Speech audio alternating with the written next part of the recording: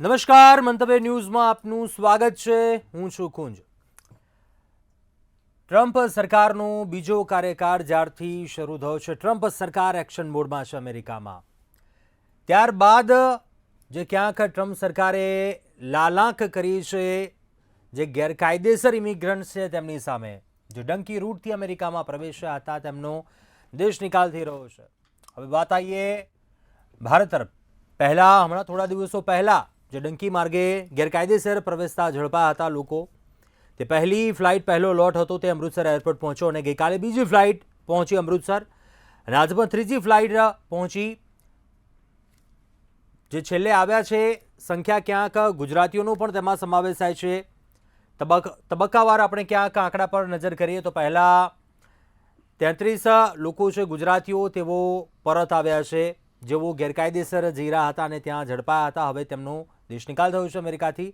આખરે તેમને અહીંયા પરત આવવું પડ્યું છે. સવાલ એકની અનેક થઈ રહ્યા છે, કેમ કે જે પ્રકારે તેમને પરત મોકલવાની જે પ્રક્રિયા છે, ગેરકાયદેસર રીતે બોર્ડર પાર કરી અમેરિકામાં પ્રવેશતા હોય છે, લાખો રૂપિયા ખર્ચીને ડંકી રૂટથી અમેરિકામાં સેટલ થવાની તેમની ઘેલસા હોય છે. પરંતુ ત્યારબાદની કંઈક સિચ્યુએશન, વાસ્તવિકતા ત્યાં અલગ પ્રકારે હોય છે, કાર્યવાહી અલગ પ્રકારે હોય છે. ટ્રમ્પ સરકારનો કાર્યકાળ જ્યારથી શરૂ થયો, જે પ્રકારે કાર્યવાહી થઈ રહી છે, તેમનો દેશ નિકાલ થયો, પાછા ભારત મોકલવામાં આવી રહ્યા છે. ટ્રમ્પ સરકાર તરફથી વિડીયો પણ જે જાહેર કરવામાં આવ્યો, લોકોના ક્યાંક હાથમાં હથકડી, પગમાં સાંકળ, મોઢા પર હતાશા, તમામ જે દ્રશ્યો ક્યાંક જોવા મળ્યા. અહીંયા પણ ક્યાંક વિપક્ષે આ મામલે સવાલ ઉઠાવ્યા છે. આ તમામ મુદ્દાઓને લઈને આજે વાત કરવી છે સીધો સંવાદમાં. હવે વતનના ભરોસે.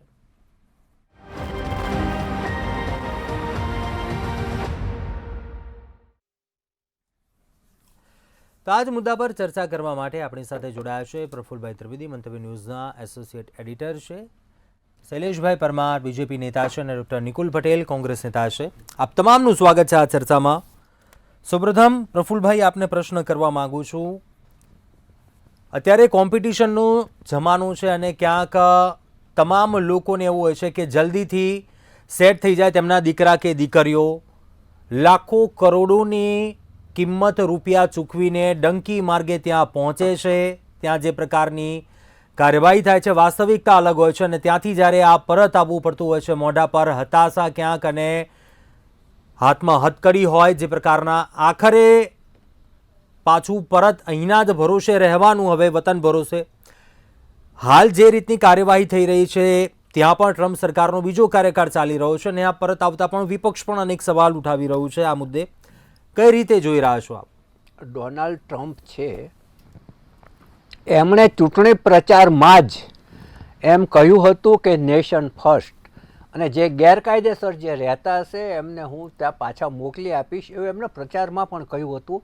અને એમણે જેવો સત્તાના સૂત્રો સંભાળ્યા કે તરત જ તેઓ આ બાબતમાં દ્રઢ છે એવા વિશ્વ આખાને સંકેતો આપી દેવા માટે મેક્સિકોની જે દિવાલ છે, મેક્સિકન દિવાલ, ત્યાં આગળ એમણે આર્મી અને પોલીસનો બંદોબસ્ત ગોઠવી દીધો અને કટોકટી જાહેર કરી. અને આમ કરીને એમણે વિશ્વ આખાને સંદેશ આપી દીધો કે હવે હું આ બાબત ચલાવવાનો નથી. અને એમણે જ્યારથી ત્યાં બંદોબસ્ત ગોઠવ્યો ત્યારથી નહિવત લોકો જ ગેરકાયદેસર પ્રવેશ કરી શકે છે. અગાઉના સમયમાંના જે આંકડાઓ છે અને એ વખતના આંકડાઓ છે, એમાં ઘણો બધો તફાવત છે આ બંદોબસ્ત ગોઠવાયા પછીના. એટલે જે બાઇડન વખતે ત્યાં લગભગ રોજના 2025થી વધારે લોકો ગેરકાયદે ઘૂસતા હતા. આ ગોઠવાયા પછી લગભગ 120 કે 126થી પણ ઓછા લોકો ઘૂસી શકે છે. એમણે એકદમ લોખંડી દિવાલ ત્યાં કરી કાઢી છે. હવે જેટલા ગેરકાયદેસર ત્યાં ઇમિગ્રન્ટ વસે છે, અલગ અલગ દેશોના વસે છે, એનો એમણે 12 રાજ્યોની અંદર એમણે રેડ કરી અને 25,000 લોકોને સરિયા પાછળ કરી દીધા. એમાંના 1700 જેટલા ભારતીયો છે. અને એમણે વારાફરતી એના એરફોર્સના વિમાનમાં અમૃતસર ઉતારવાનું ચાલુ કર્યું છે. અત્યાર સુધીમાં 3 વિમાન આ પ્રકારના આવ્યા છે. 3 વિમાન દરમિયાન એમણે જે અહીંયા ભારતીયો છે એ લગભગ 332 જેટલા છે અને એમાંથી 74 ગુજરાતી છે. ગુજરાતનો આંકડો છે લગભગ 1/3થી થોડો જ ઓછો રહે છે, કારણ કે ગુજરાતીઓમાં ડોલરિયા કમાણીનું ઘેલું છે. અને એ જે તમારો સવાલ છે કે શા માટે ત્યાં જાય છે એ હું બીજા પહેલાંમાં કહું છું. પહેલાં ત્યાંનો હું સિનેરિયો તમને કહી દઉં કે રવિવારે જે આવ્યા એમાં 112 અમૃતસરમાં ઉતાર્યા, એમાં પગમાં બેડીઓ સાથે ઉતાર્યા છે એવું બધા જ કહે છે. અને એમાંથી 32 ગુજરાતી છે અને એમાં 11 બાળકો છે. હવે આ બાળકો ત્યાં ભણતા હશે, અહીંયા કઈ રીતે કેવી સ્કૂલમાં ભણાવશે, આખા બહુ જ મોટા પ્રશ્નો એમની સામે ઊભા થશે કેરિયરના. અને આ બાલ માનસ તમે જે કહો એ આઘાતમાંથી પસાર થશે, એ એક બીજી જ વસ્તુ છે. હવે આપણે ત્યાંથી જે જાય છે એના લગભગ 4 કારણો મહત્ત્વના છે. એક તો અહીંયા બેરોજગારી છે એટલે રોજગારની શોધમાં ત્યાં જાય છે અને એમને એમ હોય છે કે ત્યાં જઈશું એટલે અમને એક સારી એવી જોબ મળી જશે, એક મારી જે એફિશિયન્સી છે એની સ્વીકૃતિ થશે. ત્યાં જનારો 2 વર્ગ છે. એક વર્ગ એવો છે કે જે સારું ભણી અને વધુ અભ્યાસ માટે જાય છે અને સારી જોબ માટે જાય છે. બીજો ઓછું ભણેલો એવો વર્ગ છે કે જે ગેરકાયદેસર પ્રવેશ કરવા માટે પોતાનું એકાદું નાનકડું ખેતર વેચી દે છે કે ઘરે વેચીને દેવું કરીને પણ ઘૂસવા માટે ઉત્સુક હોય છે. તમે ડીંગુચાનું ફેમિલી જુઓ કે 2 બાળકો સાથે આખું કુટુંબ બરફની અંદર થીજી ગયું હતું. એક પોતાનું મૃત્યુ થશે, સામે મૃત્યુ દેખાતું હોય તો પણ એ જોખમ ઉપાડવા તૈયાર છે. તમે જોયું કે જે ડીંગુચાનું ફેમિલી જે ત્યાં બરફની અંદર થીજી ગયું એના બીજા જ મહિને કેનેડામાંથી નદી માર્ગે એક ફેમિલી રવાના થયું અને હોડી ડૂબી ગઈ, એમાં આખું ફેમિલી સાફ થઈ ગયું. એટલે મૃત્યુનો પણ ભય નથી અમેરિકાની આકર્ષણ સામે. હવે અમેરિકાનું આકર્ષણ શા માટે છે એમાં જોઈએ તો કે આ બેરોજગારી છે. બીજું એ છે કે ડોલરિયા કમાણીનું ઘેલું, કે ત્યાં હું $1 કમાઈશ તો મને ₹100 મળશે કે 84 મળશે, 87 મળશે. એ ડોલરિયા કમાણીનું ઘેલું છે. ત્રીજું, ત્યાંનું લિવિંગ સ્ટાન્ડર્ડ અને આપણા ભારતના લિવિંગ સ્ટાન્ડર્ડ વચ્ચે તફાવત છે. એક વખત ત્યાં વિદ્યાર્થીને તમે ભણવા મોકલો ને તો પછી એ ત્યાંના લિવિંગ સ્ટાન્ડર્ડથી અભિભૂત થઈ જાય છે. અને ત્યાંની સ્વચ્છતા છે, સ્વચ્છ ખાવાનું છે, સ્વચ્છ પર્યાવરણ છે, કાયદો અને વ્યવસ્થાની સિચ્યુએશન છે, એ એને આકર્ષી લે છે અને તે ગમે એમ કરીને ત્યાં રોકાઈ જવાના પ્રયત્નો કરે છે. ચોથું કારણ છે સામાજિક પ્રતિષ્ઠા. કોઈને કહેવું હોય છે કે મારો જમાઈ છે, મારી દીકરી છે એ વિદેશમાં છે, કોઈને કહેવું હોય છે કે મારો દીકરો વિદેશમાં છે. એટલે સામાજિક પ્રતિષ્ઠા અને એની દેખાદેખી. અને આમાં ચરોતર ને ઉત્તર ગુજરાતમાં તો ખૂબ જ વધારે પ્રકારનું લોકોને ત્યાંનું આકર્ષણ હોય છે. હવે ત્યાં ગયા પછી શું હાલત થાય છે જે ગેરકાયદે જાય છે એની વાત છે કે એક તો એના પર સતત પકડાઈ જવાની બીક ઝળુંબતી હોય છે. એ બીતા કામ કરતો હોય છે. ત્યાં ઓફિશિયલ નથી, અધિકૃત નથી, એટલે ત્યાં એનું શોષણ થાય છે. જ્યાં એને $25ની મજૂરી આપવી પડે ત્યાં પેલો $12 આપે તો લઈ લેવી પડે છે, કારણ કે એ ગેરકાયદેસર છે. એટલે એ વધુ દાદાગીરીથી માગણી કરી શકતો નથી. એટલે એનું ત્યાં શોષણ પણ થાય છે, પકડાઈ જવાનો ડર પણ હોય છે, પરિવારથી દૂર રહેવું પડે છે, એની પેલું હોય છે. અને જે ત્યાં જાય છે એમાં જો કમાતો હોય તો એ એજન્ટ કમાય છે. કારણ કે હવે માની લો કે પાછા આવ્યા તો એને એજન્ટને 40થી 50 લાખ કે 60 લાખ આપ્યા છે તો ગયા, કારણ કે એજન્ટ તો પાછા આપવાનો નથી. મારી જવાબદારી તમને ત્યાં પહોંચાડવે નહીં, તો ત્યાંથી તમે ટ્રમ્પ કાઢી મૂકે હું શું કરું? એટલે એજન્ટ છે એને જે પૈસા આપ્યા એ ગયા. આ 4 બાબત છે એ ગેરકાયદેસર ત્યાં જનારા જે ડંકી માર્ગે જાય છે. એ ડંકી રસ્તો છે એ ખતરનાક જગ્યાઓ હોય છે. નદીમાં તરીને જવું પડતું હોય છે, કડકડતી ઠંડીમાંથી પસાર થવું પડતું હોય છે. અને એ બધું વેઠી અને કેટલાક તો પેલી આ મેક્સિકન દિવાલ કૂદીને પણ મોકલતા હોય છે. એમાં પણ 6 મહિના પહેલાં એક વ્યક્તિ ત્યાંથી આપણો ભારતીય હતો, એ દિવાલ ઉપર ચડી અને કૂદ્યો અને મરી ગયો હતો. હવે કેટલાક લોકો ત્યાં જાણી જોઈને પકડાઈ જાય છે બોર્ડર ઉપર, અને પછી પોતાને અહીંયા પોતાના વતનમાં ડર છે, કોઈ એને મારી નાખવાનું છે, અને એ ડરના કારણે ભાગીને આવે છે એમ કહીને પોતે શરણાર્થી તરીકે શરણ લે છે અને ત્યાંના કેટલાક વકીલો આવી ખોટી એફિડેવિટો પણ કરી આપે છે ને ખોટી એફિડેવિટ કરવા પણ તૈયાર હોય છે. એટલે ખોટી રીતે ગયેલાઓ હોય છે એ સતત ત્યાં ડરમાં જીવે છે અને ડોનાલ્ડ ટ્રમ્પ છે ને એ લોકોને વીણી વીણીને પાછા મોકલવાનું પણ ચાલુ કર્યું છે. હવે વાત છે એમને સ્વમાનની, એ આપણે જો જોઈએ કે ભાઈ બેડી પહેરાવીને લાવે છે તો હવે ત્યાં જે વિમાન માર્ગે લાવે એને ત્યાંના કાયદો છે એ એને પાલન કરવું પડે. પરંતુ અમાનવી બાબત એ છે કે એમને વોશરૂમ જવું હોય તો પણ જવા દેતા નથી. એવી એ લોકો ફરિયાદો કરે છે. એ લોકોને લાંબો સમય માત્ર પાણી ઉપર રાખે છે. ઘણી વખત ફૂડ પણ વહેલું મોડું મળે છે. એટલે હું માનું છું ત્યાં સુધી એ લોકો સાથે ભલે એને એના દેશ પરત મોકલે છે પણ એની સાથે માનવીય વ્યવહાર ચોક્કસ હોવો જોઈએ. અને બીજી વાત એ છે કે જે આર્મીના પ્લેનમાં અહીંયા મોકલે છે એને બદલે ભારત સરકારે વાટાઘાટો કરી એક ચોક્કસ આંકડો જે હોય એ નક્કી કરી અને ચોક્કસ વિમાનો મોકલી અને એમને અહીંયા લાવવા જોઈએ તો એ વધારે માનવીય રીતે આવી શકે.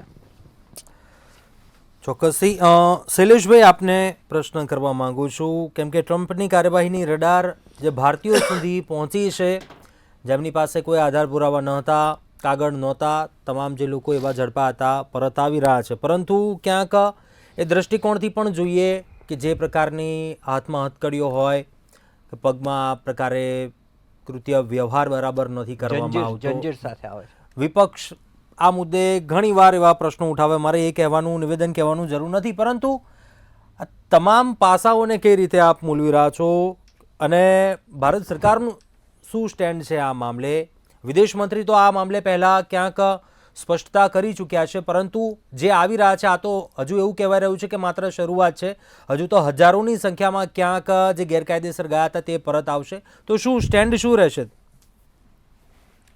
કુંજભાઈ, મંતવ્ય ન્યૂઝ પરથી જે પ્રકારની આપની ટીમ દ્વારા સતત આ બાબતે ચર્ચાઓ કરાઈ છે એ માટે મંતવ્ય ન્યૂઝ અને આપની ટીમને અભિનંદન. અમેરિકામાં આમ તો ભારતના લોકો અને ખાસ કરીને ગુજરાતના લોકો કોઈ દેશમાં ના હોય એવો એકેય દેશ જ નહીં હોય. મેક્સિમમ આમ તો ગુજરાતી જ હોય છે નહીં, એમાં ઉત્તર ગુજરાતને ચરોતર વધારે, પછી કાઠિયાવાડનો નંબર આવે. અમેરિકાની અંદર તો આમ જોવા જઈએ ને તો ત્યાં મિની ભારતનું સર્જન થયેલું છે. 7,25,000 જેટલા ભારતીયો ત્યાં વસે છે, જે કાયદેસર છે, જે ગ્રીન કાર્ડવાળા છે, જેનો ત્યાં મતાધિકાર પણ છે ને જે ત્યાં ચૂંટાઈ પણ આવે છે ને ત્યાં એમના પદાધિકારી તરીકે પણ કામ કરે છે ને ત્યાંના સાંસદ તરીકે, મેયર તરીકે પણ ભારતીય કામ કરતા એવું આપણે જોયું છે. એક વાત. બીજું, આ જે લોકો અત્યારે માનો કે પાછા મોકલી રહ્યા છે એ ડંકી માર્ગે, ગેરકાયદેસર ડંકી માર્ગે ગયેલા જે લોકો છે એમને ત્યાંથી અહીંયા પરત મોકલાય છે. પણ જે રીતે હમણાં પ્રફુલ્લ સર વાત કરતા હતા અને આપની ટીવીના માધ્યમથી જોયું છે, બીજા મીડિયાના માધ્યમથી જોયું છે કે એને પગમાં બેડીઓ પહેરાવી દે છે ને હાથમાં હથકડીઓ હોય છે ને વોશરૂમ જવા પણ દેતા નથી ને પાણી પીવું હોય તો પણ કેટલા વાર થાય છે. એટલે આ માનવ અધિકારનો આખો પંચનો બાબત આવી ગઈ અને એ અમાનવીય જે માનો કે એની ઉપર જે થાય છે બિનકાયદેસર રીતે ભારતીયો ઉપર જે કંઈ થાય છે એ માટે ભારત સરકાર અને ભારત સરકારનું વિદેશ મંત્રાલય સતત વાટાઘાટો કરી રહ્યું છે. અને અહીંયા જે લોકોએ એમને ગેરકાયદેસર ડંકી માર્ગ જે મોકલા છે એવા એજન્ટો જે છે એવા એજન્ટોને પણ એના ઉપર પણ કાર્યવાહી કરવામાં આવશે ને આ જે લોકો આવે છે એમાંથી કોઈ ફરિયાદ કરશે તો એની ફરિયાદ ઉપર પણ ધ્યાન લેવામાં આવશે. અત્યારે જે રીતે અમૃતસર એરપોર્ટ ઉપર ઉતરી રહ્યા છે, અમૃતસર એરપોર્ટ જે છે એ ભારત સરકારનો ભાગ છે અને ત્યાં જ ઉતરી રહ્યા છે ને ત્યાંથી આપણે સહી સલામતી એમને અહીંયા લાવીએ છીએ. હવે આ બાબત એક થઈ. બીજું, આ અમેરિકા જે છે અન્ય દેશોના જે લોકો ઘૂસણખોરીને ગયા છે એને જેલમાં પૂરી દીધા છે, જેલમાં પણ પૂરા છે. અમુક દેશોના લોકોને ભારતને પરત આપ્યા છે, અન્ય દેશના લોકોને પણ પરત આપ્યા છે. પરંતુ ક્યાંક ને ક્યાંક હમણાં વાત કરી એ રીતે કે આપણા ભારત દેશનું ખરાબ બોલી અને મને ત્યાં તકલીફ છે અને મારી જાનને જોખમ છે, ખરેખર જાનને જોખમ છે કે નહીં એ તો તપાસનો વિષય છે. ડૉક્ટર કે કોઈ વકીલ એને એફિડેવિટ કહે છે કરી દે છે એ પણ તપાસનો વિષય છે. ભારત દેશ એટલે કે પોતાના દેશનું ખરાબ બોલી અને ત્યાં રેફ્યુજી તરીકે, શરણાર્થી તરીકે રહેવું એ પણ ક્યાંક ને ક્યાંક ભારત દેશ સાથે પણ ગણી શકાય. દ્રોહ છે, દ્રોહ. હા, દ્રોહ પણ ગણી શકાય, એ પણ વ્યાજબી નથી. પરંતુ એ આપણા નાગરિક છે, એ આપણે સ્વીકારવું પડે. એટલે આપણા નાગરિકો હેમખેમ પરત આવે. જે રીતે માનો કે યુક્રેનમાં યુદ્ધ થયું હતું તો આપણા વિદ્યાર્થીઓ ત્યાં MBBS ને મેડિકલનો અભ્યાસ કરવા ગયા હતા, તો એને આપણે પરત લાવવામાં સફળ રહ્યા છીએ. અહીંયા પણ આપણે દેશ વિદેશમાં જવા માટે આપણે બિન અનામત આયોગ હોય, અનુસૂચિત જાતિ આયોગ હોય કે અનુસૂચિત જનજાતિ આયોગ હોય કે બક્ષીપંચ હોય કે કોળી ઠાકોર વિકાસ નિગમ હોય, આ તમામ નિગમો દ્વારા 15 લાખ જેટલી સહાય વિદેશ અભ્યાસ કરવા માટે આપે છે. એ કાયદેસર હોય છે. કાયદેસર જે લોકો ગયા છે એના માટે કોઈ જાતની અમેરિકામાં તકલીફ નથી. અને જે ટ્રમ્પનો આ બીજો કાર્યકાળ છે, આપણા આદરણીય નરેન્દ્રભાઈ મોદી એ પણ ત્યાં જઈ અને ટ્રમ્પની સાથે વાટાઘાટો કરી છે અને ત્યાં પણ વાટાઘાટો દરમિયાન પણ આ વાતની ચર્ચા થઈ હતી. અને જે ગેરકાયદેસર ઘૂસણખોરી, આપણે પણ બાંગ્લાદેશના લોકો અહીંયા જે ચંડોળા તળાવ છે ત્યાં બાંગ્લાદેશીઓ જે વસ્યા છે એના માટે આપણા ધારાસભ્ય અમિતભાઈ શાહ એમણે પણ રજૂઆત કરી છે. એટલે એ ગેરકાયદેસર ઘૂસણખોરી તો કોઈ પણ દેશમાં હોય, એ ચલાવી ના લે તો આપણે પણ ચલાવી ના લઈએ, એ પણ ચલાવી નિકુલભાઈનો મત સાંભળીએ. મોકલે છે એમાં અમાનવીય વર્તન થાય છે, એ ક્યાંક ને ક્યાંક વ્યાજબી નથી. બાકી તો જેમણે મોકલા છે એ જે એજન્ટોએ એની પણ તપાસ કરવામાં આવશે. હમણાં કીધું એમ 3 હવાઈ જહાજ, આપણે 300 થી વધારે લોકોને અહીંયા મોકલા છે, એમાં 75 જેટલા તો ગુજરાતીઓ છે. એટલે વિદેશ જવાનું જે ઘેલસા છે, પાડોશીનો છોકરો ગયો છે એટલે આપણે જવું જ જોઈએ, આપણો છોકરો. ચાલો આપણે નિકુલભાઈને પૂછે. નિકુલભાઈ, આ તો પાડોશી લગ્ન થાય એટલે આપણે લગ્ન કરવા, આ દિશામાં જે દેખાદેખી થાય છે એના કારણે ક્યાંક દુઃખી થાય છે. નિકુલભાઈ, એ મુદ્દો અલગ છે, પરંતુ આ અટક છે ખરું ગેરકાયદેસર જવાનું, આ જે વસ્તુ ઇનલીગલી, આજે એજન્ટોનું પણ એવો રાફડો ફાટ્યો છે, એ વાત આપણે એવું ન નકારી શકીએ. ઇનલીગલી રીતે વેમાં પ્રવેશવાના રસ્તા બતાવે છે. અત્યારની જે સિચ્યુએશન છે, રિટર્ન આવી રહ્યા છે, વતન વાપસી થઈ રહી છે, શું કહેશો? સૌ પ્રથમ તો જે બી ઇલીગલ માઇગ્રન્ટ્સ કોઈ બી દેશમાં જતા હોય એ ગેરકાયદેસર છે અને એને કોઈ પણ જાતના સમર્થન કોંગ્રેસ કરતું નથી. કારણ કે હમણાં હું થોડી ચિંતા વ્યક્ત કરીશ એટલે ભારતીય જનતા પાર્ટીના પ્રવક્તા એવું કહે છે કે કોંગ્રેસ આ બધાના ઇલીગલ લોકોને સપોર્ટ કરે છે. એટલે મેં મારી પ્રથમ દ્રષ્ટિમાં ક્લિયર કર્યું કે ઇલીગલ ઇમિગ્રન્ટ્સ કોઈ બી દેશમાં જતા હોય ગેરકાનૂની છે ને એને કોંગ્રેસ સપોર્ટ કરતું નથી. પરંતુ હવે જ્યારે જે મુદ્દો મેઇન છે એ મારા ભારતીય જનતા પાર્ટીના પ્રવક્તાએ બી સ્વીકાર્યું કે કઈ રીતના એમને અહીંયા લાવવામાં આવે છે, એના પર જ આવીને મુદ્દો અટકે છે. અને આપણા જે ફોરેન મિનિસ્ટર છે જયશંકર છે, એમણે 6 ફેબ્રુઆરી 2025ના દિવસે રાજ્યસભામાં એમણે પોતે એવી વાત મૂકી હતી જ્યારે આ મુદ્દો જ્યારે પ્રથમ પ્લેન આવ્યું ત્યારે કે અમે લોકો US ગવર્મેન્ટ જોડે ચર્ચા કરીશું કે જે બી ડિપોર્ટી છે એમની જોડે માનવીય વ્યવહાર કરવામાં આવશે. તો આજે 6 ફેબ્રુઆરી થઈ ગઈ તેમ છતાં બી એ ચર્ચા થઈ. ધારો કે એમને US ગવર્મેન્ટ જોડે વાત કરી છે તો ખરેખર US ગવર્મેન્ટે શું રિપ્લાય આપ્યો એ મારા ખ્યાલથી જયશંકરજીએ લોકોને કહેવું જોઈએ. પરંતુ એ ન કહેતા અને મોદીજી અત્યારે ટ્રમ્પ જોડે ત્યાં જે બિઝનેસ ડીલ કરી રહ્યા છે એના વાતો બધું થઈ રહ્યું છે, સારી વસ્તુ છે. પરંતુ આપણે જોયું કે બીજી વાર બી જે લઈને આવ્યા છે એમાં કશે ને કશે અમાનવીય વ્યવહાર થયો છે, જે ખરેખર શું કહેવાય કે યોગ્ય વસ્તુ નથી. ઇન્ટરનેશનલ પ્લેટફોર્મ પર ભૂતકાળમાં બી ડિપોર્ટીઝ આવ્યા છે અને કોઈ બી દેશમાં ઇલીગલ માઇગ્રન્ટ્સને રહેવા નહીં દેવાય.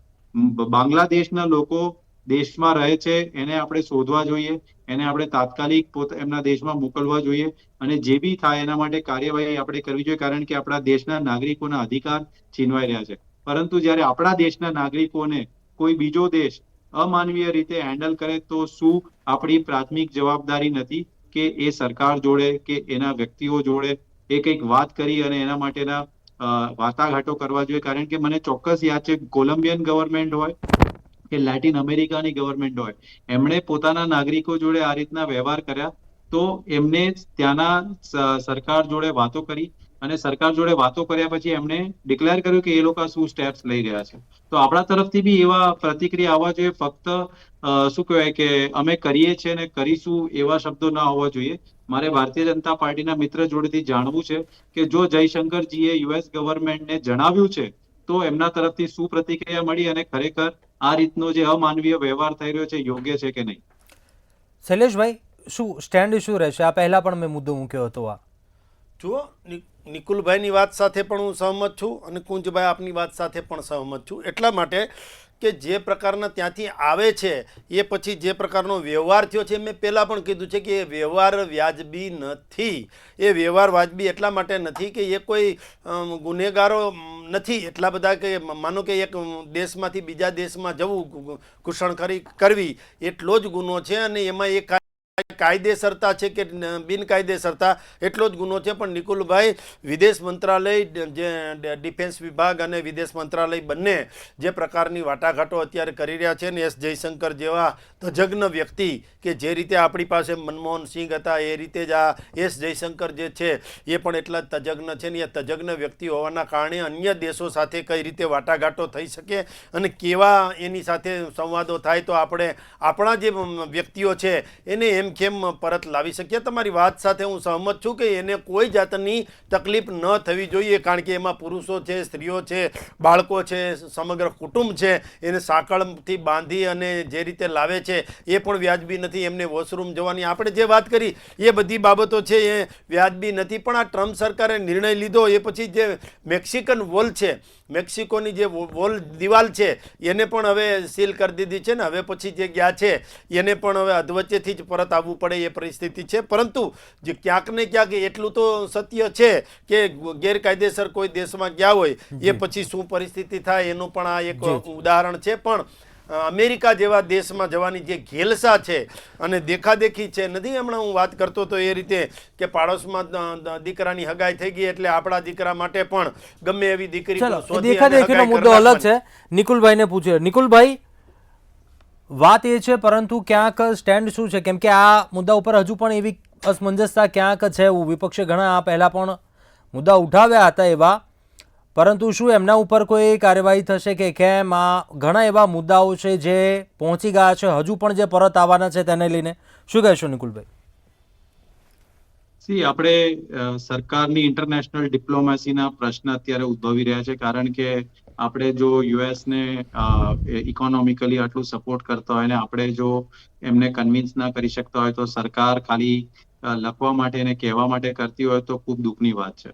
બીજી વસ્તુ કે આવા જે બી ઇલીગલ માઇગ્રન્ટ્સ આવે છે તો એના જે બી એજન્ટ્સ હોય એના લોકેશન આઈડેન્ટિફાઈ કરવા જોઈએ, એના જોડેથી વિગતો લઈને બધા કઈ રીતના ગયા હતા, કોણ કોણ છે એમાં જે બી સંડોવાયેલા હોય, ખાસ કરીને જે ડોક્યુમેન્ટ્સ તમે સમજી લો કે કોઈ ફેક ડોક્યુમેન્ટ જનરેટ કર્યા છે તો એમાં જે સરકારી અધિકારીઓ બી ઇન્વોલ્વ હોય તો એના પર બી શું કહેવાય શિક્ષાત્મક કાર્ય અને દેશદ્રોહના કાયદા લાગે એવા કામગીરી કરવા જોઈએ. કારણ કે અલ્ટિમેટલી આમાં આપણા દેશની છબી ખરડાઈ રહી છે કે આપણા દેશના લોકો જે લીગલી જાય છે એમના માટે કોઈ પ્રશ્ન નથી, પણ જે ઇલીગલ લોકો જાય છે એના લીધે આપણા સમગ્ર દેશની છબી બી એ ખરડાઈ રહી છે.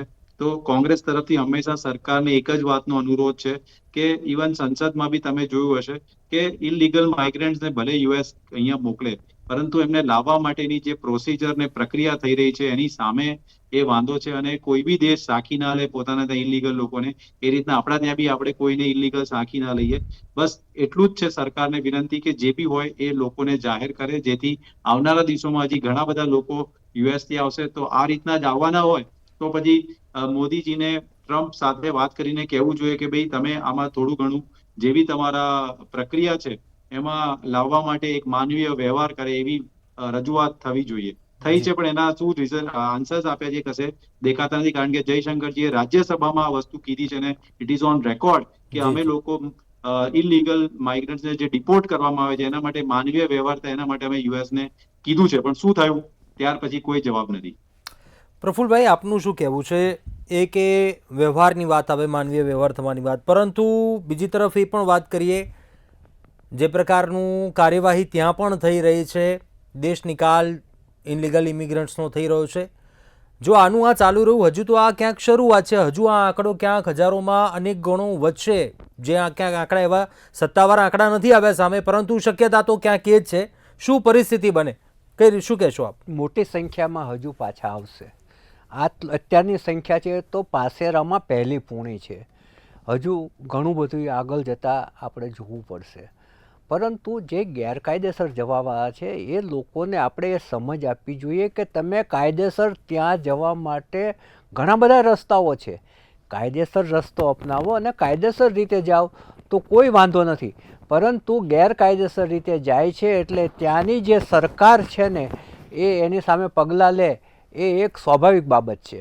હવે બીજી બાબત એ છે કે ત્યાં અત્યારે જે છે ગેરકાયદેસર રીતે રહેતા લોકો, એણે શહેરની અંદર નોકરીઓ છોડી અને ગ્રામ વિસ્તારમાં જતા રહ્યા છે, કેટલાક ધાર્મિક સંસ્થાઓમાં જતા રહ્યા છે આશ્રય લઈને, અને કેટલાક એમ પોતાની જાતે પાછા આવવા માંડ્યા છે કે જેથી કરી અને પોલીસ ઇન્ક્વાયરીથી બચી શકે, એક બદનામીથી બચી શકે, એટલે પોતાની જાતે પણ આવવા માંડ્યા છે. એટલે હવે આપણે જોવાનું રહે છે કે ડોનાલ્ડ ટ્રમ્પની સરકાર છે એ કેટલાને પાછા મોકલે છે, અને ખાસ કરીને આપણી જે સરકારની વિદેશ નીતિ છે એ સફળ થાય અને એમની સાથે માનવીય વ્યવહાર થાય, એ જ એક બાબત જોવાની રહે છે.